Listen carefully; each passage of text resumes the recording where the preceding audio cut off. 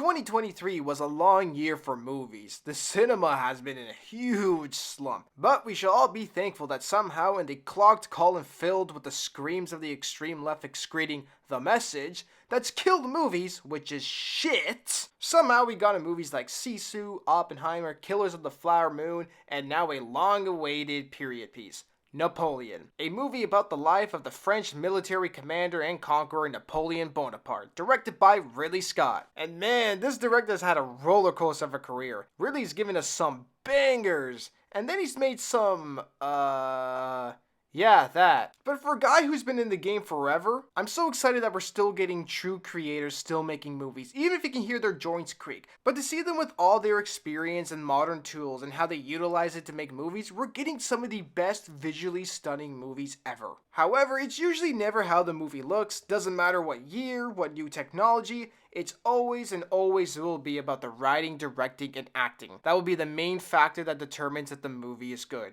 Forever. And Napoleon is kind of a mess. But not because it's a bad film, but because it's too ambitious for what it is. It tried to tell the entire story of Napoleon in just 2.5 hours. And the way Ridley showed it didn't do it justice at all. I'm not too familiar, nor am I a history buff of the French Revolution, nor am I an expert in Napoleon's life. But I left this movie in the same state that I came into it. A complete full-out read. I know as much about the French Revolution, which was nothing, and that's it. I know that this movie isn't about the revolution, but it was a major role in the uprising of this French commander, and this movie expects you to already know about all the details and fine nuances of one of the biggest eras in Western Europe's history. And even all the events in Napoleon's life, I kinda have to take it to face value that what my Oculus balls are witnessing is historically accurate. And we all know that Hollywood really cares about being historically accurate nowadays. Yeah. For example, in the height of his career, Napoleon was in his early mid-20s, and Joaquin Phoenix is 50 years old, and he looks it.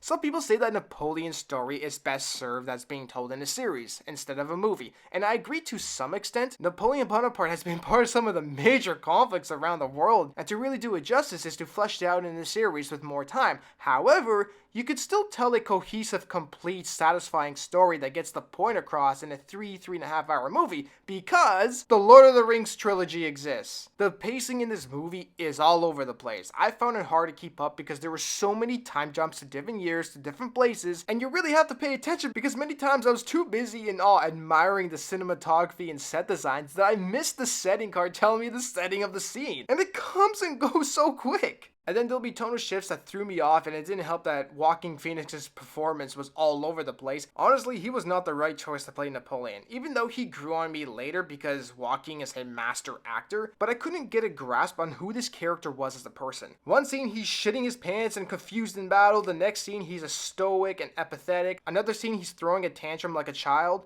and then the next one he's a brutal, gruesome soldier, and then he's a simp soy boy. Soy boy!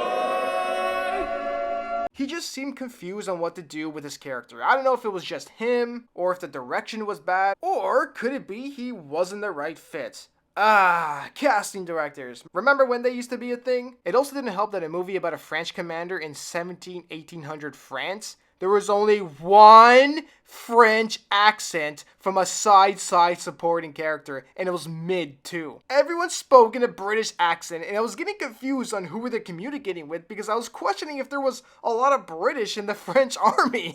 I'm so sick of this. You would think in 2023 there should be a huge pool of talent to choose from now who can do a French accent, and I guess it just shows you what the state of the industry is really in. Normally there'll be pride and skill and talent that comes first, and it just shows you that from the suits all the way to the actors, nobody cares anymore. And if anyone's gonna have a French accent, it should be the main lead getting paid millions playing the most famous French conqueror ever. And Joaquin Phoenix didn't even use a British accent. He had a full American one. Take this as a warning to your king. I will take the lack of a swift reply as an act of disrespect. But also, you think you're so great because you have boats! But hey, at least this movie is eligible for an Oscar nomination.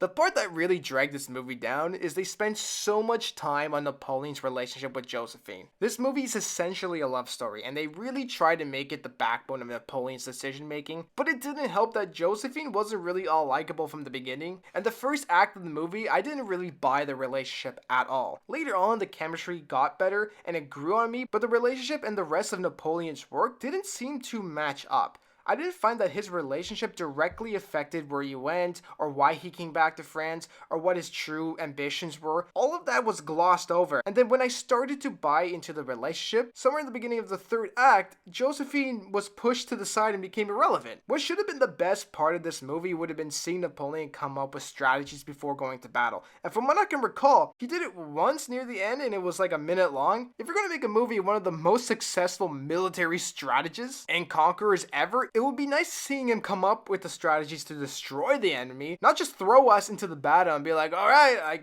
guess he has a plan.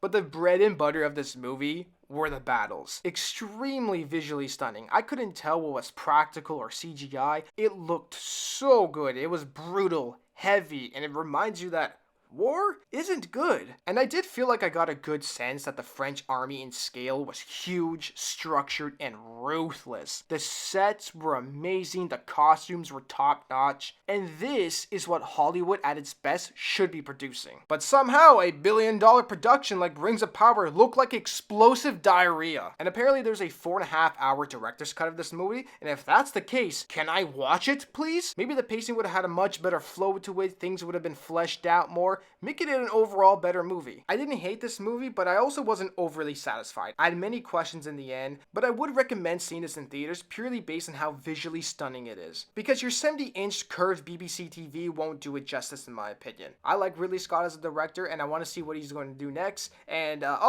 he's making Gladiator 2.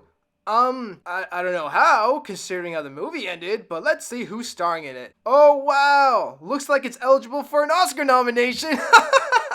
And are there no more actors in Hollywood? Well, anyways, I'm done talking. Please leave a like, subscribe, and until my next one, ta-ta for now.